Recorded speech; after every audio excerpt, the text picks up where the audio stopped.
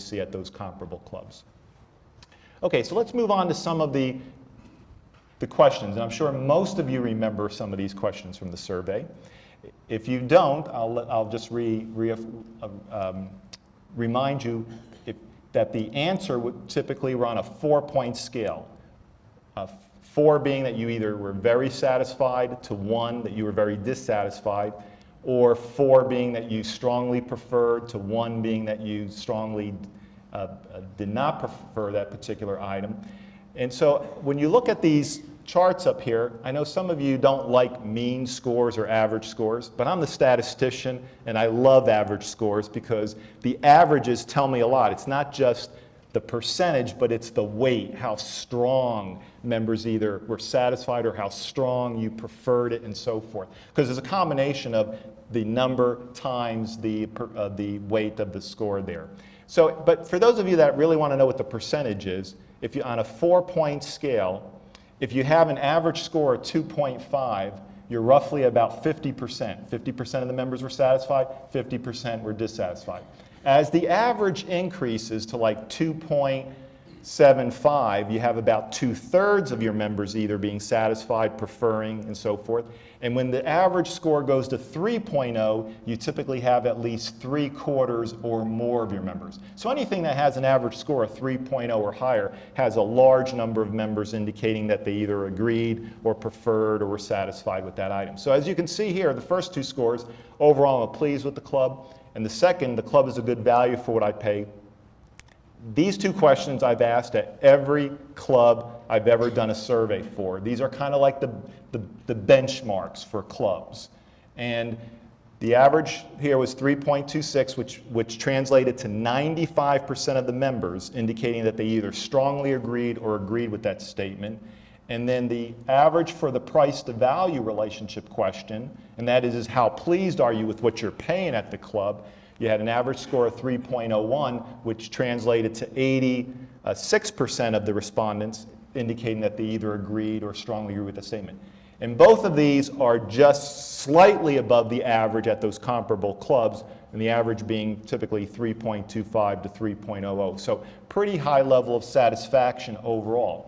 Now with that, I probably don't need to look at the rest of the survey because usually if there is a problem somewhere, either a problem with the golf course or a problem in the food and beverage or a problem in fitness or whatever that may be, these 2 scores would take a hit. And then we would find out where it is. Now that's not to say that members are happy with every single area. There is a couple of areas that members are not very happy with, and we're going to cover those. But overall, pretty high level of satisfaction at the club here.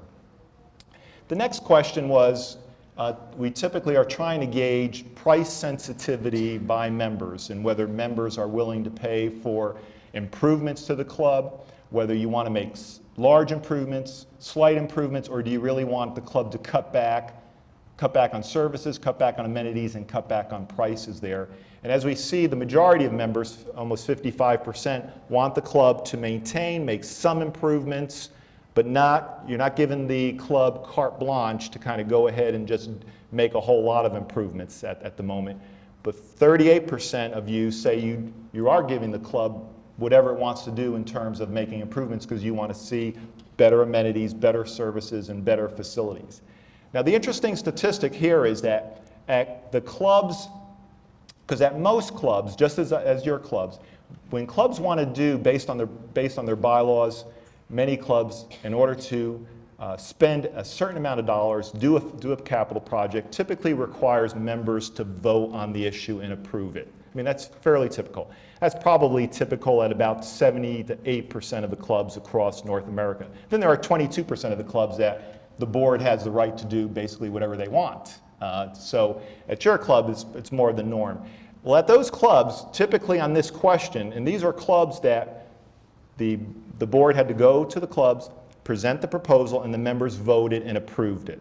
That typically having a 55%, again, you had 55% with the first one, 40% with the second, you had 38%. Those clubs did vote and approve it. So this were fairly comparable to clubs that were able to, again, have members say, these projects are important, the board is on track, they know what the members want, and they're putting forth projects that the membership are in support of. Now, you're going to have this thing called cross-tabulation. What we did with the data was not just present the overall results, but as you know, there are different segments within the membership, right? Okay? Not everybody is the same here at the Derrick Club. Okay? There are young members, there are older members, there are new members, there are long-term members, there are members with children, there are members without children. Some of you are males and some of you are females, I think. Okay. And so there's a lot of variety there. And so what we wanted to do was to divide out the questions based on all those demographics. So we took every question, we divided it out by gender, by age, by length of membership, and so forth, because we found some interesting results. Like, for example, here, we found that younger, newer members, athletic members, and frequent aquatic, badminton, and tennis users were much more in support of the club making big improvements at the club versus members who were over the age of 50, golf-only members, members for 10 years or more, frequent curling users, members with no children were less reluctant. They were reluctant to make major changes. So the big difference here is, and it sounds almost like a soap opera, but this is so typical at most clubs. It's what I call the young and restless versus the old and content. And so on this particular situation, this was very similar in terms of, your younger, newer members wanting change and your older, long-term members saying, hey, I'm pretty happy with the club. I'm not sure I want to see a tremendous amount of change there. So it's important to realize that, because one of the things we have to remember is who's going to be your new members coming in over the next decade, and who on the survey probably best represents who those individuals are. And so when we're developing the strategic plan, we can't actually survey members in the future, but we're trying to make some implications or trying to find out or guess what those needs are. So we many times look at the younger, newer members to try to figure out potentially what future members will want at the club there. So the next set of questions was, what areas are important to you as members? And many of you indicated a lot of areas were important. Fitness was the most important area indicated by the membership, followed by dining. Locker room was also extremely important. Golf, all of those were the most important areas of the club. The importance of these areas, which was interesting, was that they were very similar to the other comparable clubs. But the importance level for fitness here at the Derrick was much higher than what we see at the other comparable clubs. So while all the other areas were pretty comparable, your members feel that fitness is more important than what we see at members at other clubs there. Okay, so those are the areas of importance. How satisfied are you with those areas?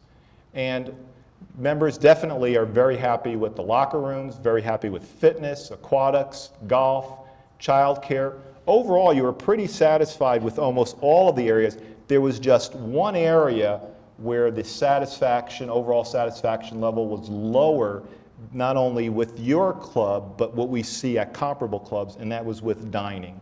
Only 75% of the Derrick members indicated that they either were very satisfied or satisfied with that area.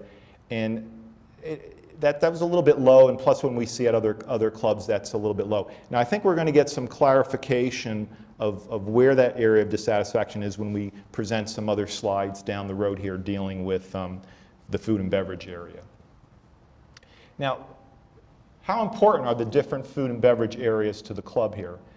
As once again, very casual, very important. 93% of you indicated that was extremely important. Outside patio. Basically, you said that all the different dining areas are important. You want it all. I mean, every single dining area, okay? Even the private parties was important for many of you at 78% of you there. Most of these, again, are comparable because even members at a lot of other clubs also indicate typically that all the different dining areas are important. But the one that was extremely high was very casual dining. So that's much more important here at the Derrick than what we see at those other clubs. When we look at general club operations, a very high level of satisfaction, anywhere from 86 to 96%. And I'm going to report this, and I'm telling you I'm not getting paid any extra money by the board to particularly report this result.